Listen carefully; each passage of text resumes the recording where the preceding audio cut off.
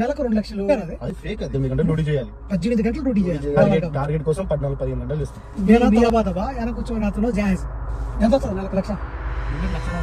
తలబాత్లో పనిచేసే అన్నతో మాట్లాడదామని చెప్పేసి మీకోసం అయితే వచ్చాను నేను. అన్నతో మాట్లాడి అన్న తలబాత్కి అదే ఇండియా నుంచి ఏ విధంగా వచ్చినాడు, పని ఎట్టున్నది, జీతం ఎంత అన్ని కనుక్కుంటాను ఇప్పుడు. అన్నా మామూలుగా మీరు తలబాత్కి ఇంటికాంచి రావడానికి ఎట్లా వచ్చారు మామూలుగా?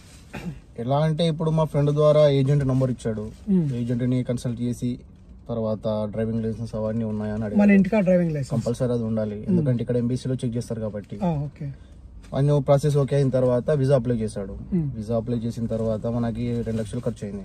2 లక్షలు ఖర్చు అయింది ఇంటికాంచి ఇటుకి రావడానికి, ఇక్కడ నుంచి ఇక్కడ రావడానికి. వీసాకి ఏమన్నా వీసా మొత్తం అన్ని కలిపి ఇంకా మెడికల్ గానీ మనం ఇంటి దగ్గర చేసుకుని వీసాకి అన్నిటికి కలిపి 2 లక్షల దాకా ఖర్చు అయింది ఇక్కడికి రావడానికి. ఓకే, మామూలుగా మీరు శాలరీ బేస్డ్ మీద వచ్చారా, ఆర్డర్ కి ఇంత అని ఇస్తామని చెప్పేసి వచ్చారు? ఫర్ ఆర్డర్, సాలరీ బేసిక్ ఏం లేదు. మామూలుగా మీకు టార్గెట్ ఉంటది కదా, ఇన్ని ఆర్డర్లు తోలాలని. ఎన్ని ఆర్డర్లు తోలాలి? నెలకి 400 ఆర్డర్ తోలాలి. తోలుతారా? ఆర్డర్లు ఒక రోజు ఉంటాయి, ఒక రోజు ఉండవు. అయిన రోజు అవుతాయి, లేదంటే ఈ రోజు లేదు. 400 ఆర్డర్లు కంప్లీట్ చేస్తే ఎంత వస్తుంది మీకు? 400 ఆర్డర్లు కంప్లీట్ చేస్తే 150 KDs వస్తాయి. ఒక్కొక్క కంపెనీలో ఒక్కొక్క విధంగా ఉంటది కదా, ఒక్కొక్క కంపెనీ ఒక విధంగా. ఇప్పుడు అన్ని కంపెనీ ఒక విధంగా ఉన్నాయి. మళ్ళీ 400 ఆర్డర్లు కంప్లీట్ చేస్తే నీకు 150 దినాలు శాలరీ వస్తుంది. ఇప్పుడు రూమ్ రెంట్ అది కంపెనీ ప్రొవైడ్ చేస్తుంది. రూమ్ ఫుడ్ మనది. మీకు వచ్చే 150 దినాలు ఫుడ్ మనది. ఫుడ్, పెట్రోల్ కంపెనీ మొత్తం బండితో సహా అన్ని. అన్న పనిచేసేది బైక్ డ్రైవర్. మామూలుగా చాలా మంది ఏమంటారంటే నెలకు 2 లక్షలు సంపాదిస్తున్నాము మేము అని చెప్పేసి అంటున్నారు. నిజమేనా? అది ఫేక్. అది 100% అది ఫేక్. అది ఫేకేనా? అది ఓన్ గా వీసా తీసుకొని రావాలి, దానికి 5 లక్షలు ఖర్చు అవుతుంది, 5-6 లక్షలు ఖర్చు అవుతుంది. ఆ విధంగా మీరు వస్తే నెలకి 1 లక్ష సంపాదించవచ్చు. ఓకే, మామూలుగా మీరు వచ్చిన విధంగా వస్తే కష్టం, అస్సలు కుదరదు. ఇంకా 40,000. అంటే నేను యూట్యూబ్ లో కూడా చాలా మంది వీడియోస్ చూస్తా ఉన్నా. వాళ్ళు ఏం చెప్తారంటే మేము నెలకు 1 లక్ష రూపాయలు సంపాదిస్తున్నాము, 2 లక్షలు సంపాదిస్తున్నాము ఈజీగా, అన్ని ఖర్చులు బాను అది ఇది అంటున్నారు. అందుకని మీతో అడిగి కనుక్కోవాలని చెప్పి వచ్చాను. ఆ విధంగా ఏం లేదు. ఓన్ వీసా ఉండాలి, ఓన్ కారు ఉంటే నువ్వు 1.5 లక్ష ఈజీగా సంపాదించుకుంటావు. ఎందుకంటే నువ్వు 18 గంటలు డ్యూటీ చేయాలి. 18 గంటలు డ్యూటీ చేయాలి. నీ బండి మెయింటెనెన్స్ ఉంటుంది అందులో. ఇప్పుడు మీరు ఎన్ని గంటలు డ్యూటీ చేస్తారు మామూలుగా? నేను 14 గంటలు చేస్తాం. 14 గంటలు. ఏది మీ టార్గెట్ ఫినిష్? టార్గెట్ కోసం 14-15 గంటలు చేస్తాం. మీ అవసరం అది, కంపెనీ అయితే మీకు చెప్పదు. మీరు టార్గెట్ కంప్లీట్ చేయండి, మీరు ఎన్ని గంటలైనా పని చేయండి, అంతే. 12 గంటలు డ్యూటీ. ఏమన్నా కంపెనీ సెలవులు ఉంటాయి మీకు? కంపెనీ సెలవులు 2 ఇస్తుంది, అది మనం తీసుకోము. అది నిజమే. టార్గెట్ అవ్వకపోతే కంపెనీ సెలవులు తీసుకుని లాభం లేదు కదా. ఏం చేయలేదు.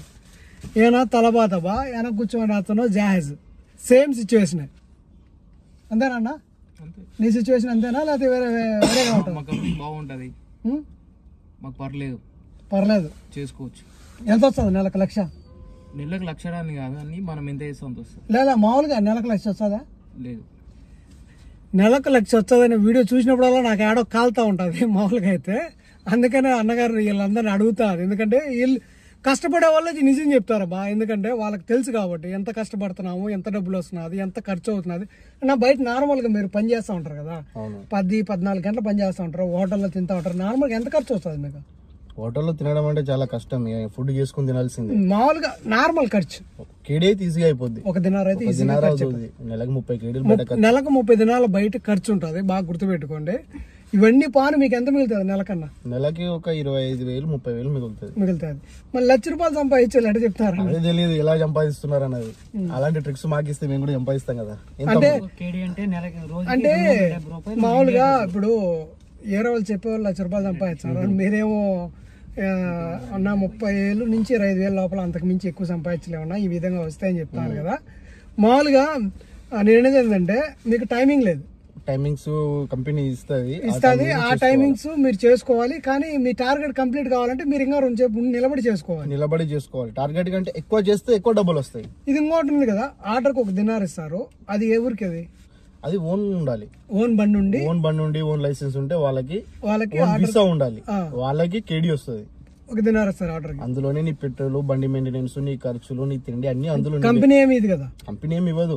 బండి ఖర్చు, బండి మెయింటెనెన్స్ అంతా అతనిదే. అయిన పని అతని కాడ 1 లక్ష రూపాయలు మిగులుతుంది అంటే డౌటే నాకు. అలాంటి వాళ్ళు ఎక్కువ చేస్తారు, డ్యూటీ చేస్తారంట. డ్యూటీ చేయాల్సిందే. లేదంటే బండి మెయింటెనెన్స్ కానీ విజా డబ్బులు అవన్నీ వెళ్ళాలి కదా వాళ్ళకి, లేదంటే ఇబ్బంది అయిపోద్ది. వాళ్ళు చెప్పేది ఏంటంటే ఖచ్చితంగా 15 గంటల డ్యూటీ చేస్తేనే నీకు ₹1,00,000 సంపాదించాలంటే ఓన్ బండి ఉండే అతను. ఓన్ బండి ఊటిని అయితే డబ్బులు రాదు. చాలా మంది ఇంటికాడ ఏమనుకుంటారంటే మేము డెలివరీ డ్రైవర్కి పంపిస్తాము, మీరు లక్షలు సంపాదించుకోవచ్చు అనుకుంటారు. అనుభవం ఉన్న వాళ్ళని అడిగి కనుక్కొని వీసాలు తీసుకొని రండి. ఊటినే రావద్దు. ఊటినే వచ్చారంటే చాలా ఇబ్బంది పడతారు. ఏజెంట్లు ఉంటారు కదా, ఏజెంట్లు ఈ వీసాలు అమ్ముకోవడానికి వాళ్ళకి నచ్చింది వాళ్ళు చెప్తా ఉంటారు. కానీ వాస్తవానికి అనుకోకుండా రావద్దు. ఏ ఏజెంట్ని తొందరగా నమ్మకాకండి, పరిస్థితులు తెలుసుకోండి. నాలాంటి వాళ్ళు చాలా మంది వీడియో చేస్తున్నారు, వాళ్ళు కొంతమంది లక్షలు చెప్పున్నారు, అవి కాదు వాస్తవం అయితే ఇది. అన్ని కంపెనీలు లేవు, కొన్ని కంపెనీలు బాగానే ఉన్నాయి. 400 ఆర్డర్ వేస్తే బాగానే 200 కేడీలు ఇస్తుంది. 200 ఇచ్చేది కూడా ఉంది, 200 ఇచ్చేది కూడా ఉంది. నీకు అందులో అన్ని ఖర్చులు పోగు నువ్వు నెలకు 50,000 అయితే సంపాదించుకోగలుగుతావు. హార్డ్ వర్క్ చేసి హార్డ్ వర్క్ చేయాలి, ఇంకా అది తప్పది. అక్కడ నుంచి ఇక్కడికి వచ్చినావు అంటే ఏదో ఒక వర్క్ చేయాలి. అదే ఇందులోనే కష్టపడ్డావు అనుకో 50,000 సంపాదించుకోగలుగుతావు హార్డ్ చేస్తే. లేదంటే అవే 30,000 40,000. వీళ్ళంతా బైక్ డ్రైవర్లు, వాళ్ళంతా అనుభవంతో చెప్తున్నారు. నేను కంపెనీలో పనిచేస్తున్నాను, నేను డ్రైవర్ గానే, నాకు వచ్చే శాలరీ కానీ నేను చెప్పున్నా ఆల్రెడీ. వాళ్ళ అనుభవంతో ఎందుకు చెప్తారంటే మీలాంటి వాళ్ళు ఎవరైనా కొత్తగా వస్తారు వాళ్ళకి తెలియాలని చెప్పి నేను వాళ్ళని రిక్వెస్ట్ చేసి వాళ్ళు చెప్తా ఉన్నారు. తెలుసుకొని రండి, తెలియకనే ఎవరు రావద్దు. తెలుసుకొని రావాలి ప్రతి ఒక్క విషయాన్ని. అక్కడ మనకు చెప్పేది ఒకటి ఉంటది, ఇక్కడికి వచ్చినాక ఇంకొకటి ఉంటది నడిచేది. అగ్రిమెంట్ ఎలా ఉందో అలాగే ఫాలో కావాలి. అక్కడ ½ KD చెప్తాడు, ఇక్కడికి వచ్చినాక 300 ఫిల్స్ ఇస్తాడు, అక్కడ ఇబ్బంది అయిపోద్ది. ఇంకోటి ఏంటంటే నాకు ఇంకో డౌట్ ఉన్నదన్న, మామూలుగా మీరు ఆర్డర్ ఎత్తుకొని కదా, అవును, ఆర్డర్ క్యాన్సిల్ అయిపోయింది, డబ్బులు ఇస్తారా మీకు డెలివరీ ఛార్జ్?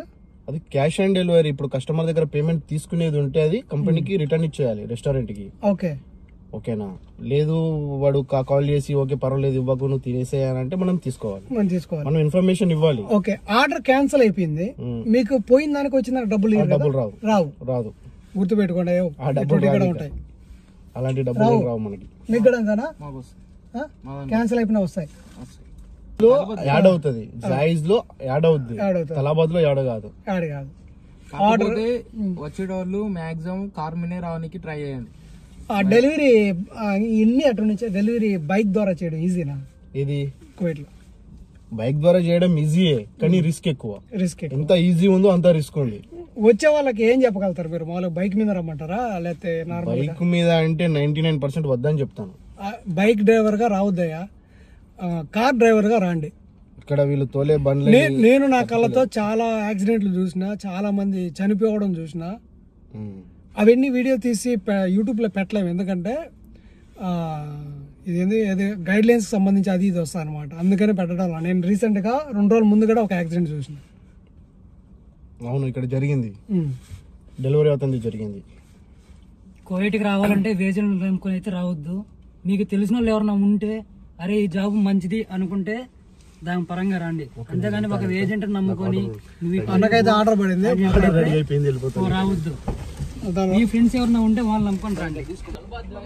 ఓకే బాయ్, జాగ్రత్తగా చూసుకొని రండి. ఇంకెవరైనా రావాలనుకుంటే ఏ డెలివరీ కంపెనీలకైనా మీరు రావాలనుకున్నప్పుడు ఇక్కడ ఉండే వాస్తవాన్ని తెలుసుకొని తర్వాత రండి. నార్మల్గా అయితే రావద్దు. ఇక్కడ ఏం జరుగుతుంది, ఏంది పరిస్థితి, డెలివరీ ఎట్లా చేయాలి, డ్యూటీలు ఎట్లుంటాయి, మనకు టార్గెట్ ఏంది, ఇవన్నీ తెలుసుకున్న తర్వాతే మీరు రాండి అయ్యా.